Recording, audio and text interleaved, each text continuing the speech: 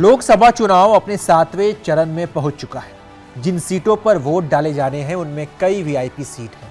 कई जगह लड़ाई एकदम कांटे की टक्कर वाली है। इस क्रम में एक सीट जिसका नाम कुछ सालों पहले तक लोग नहीं जानते थे, उस सीट की चर्चा भारत के कोने कोने में हो रही है और उस सीट का नाम है काराकाट। पवन सिंह के चुनाव लड़ने का असर है कि ये सीट काफ़ी पॉपुलर हो गई है।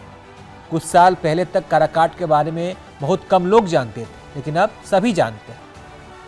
इस सीट ने कई समीकरण बिगाड़ दिए हैं, तो वहीं भोजपुरी इंडस्ट्री पर भी इसका गहरा असर पड़ा है।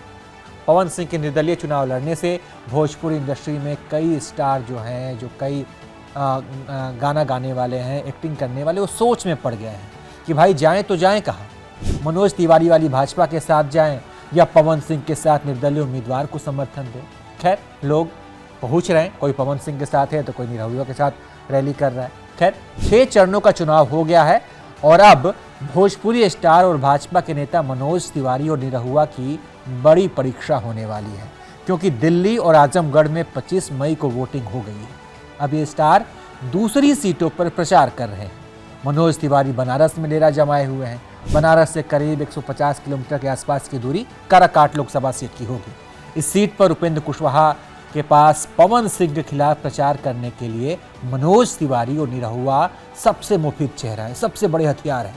ऐसे में देखना होगा कि उपेंद्र कुशवाहा क्या इन योद्धाओं को, यानी कि मनोज तिवारी और निरहुआ को, काराकाट में लाकर अपने लिए प्रचार करवाएंगे। निरहुआ ने इससे पहले ये बात कही थी कि वो अपने चुनाव में व्यस्त है।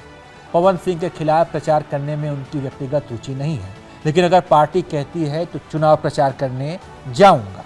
वहीं दूसरी तरफ मनोज तिवारी भी एक इंटरव्यू में मान चुके हैं कि भोजपुरी इंडस्ट्री में इस वक्त सबसे पॉपुलर है पवन सिंह। तो क्या मनोज तिवारी अपने साथी उपेंद्र कुशवाहा के लिए पवन सिंह के खिलाफ प्रचार करेंगे? एक और स्टार है, वो है रवि किशन। हालांकि गोरखपुर में भी मतदान होना बाकी है, इसलिए वो अपनी सीट पर मेहनत करने की बात कहकर पवन सिंह के खिलाफ प्रचार ना करने का एक बहाना बना सकते हैं या एक कारण गिना सकते हैं। लेकिन मनोज तिवारी और निरहुआ के पास बहाना नहीं है। इन दोनों को अब इस बात की परीक्षा देनी होगी कि वो उस पवन सिंह के साथ खड़े हैं जिसने मनोज और निरहुआ दोनों के लिए प्रचार किया है, दोनों का साथ दिया है, या फिर उस भाजपा के साथ खड़े हैं जिसके टिकट पर ये दोनों सांसद हैं।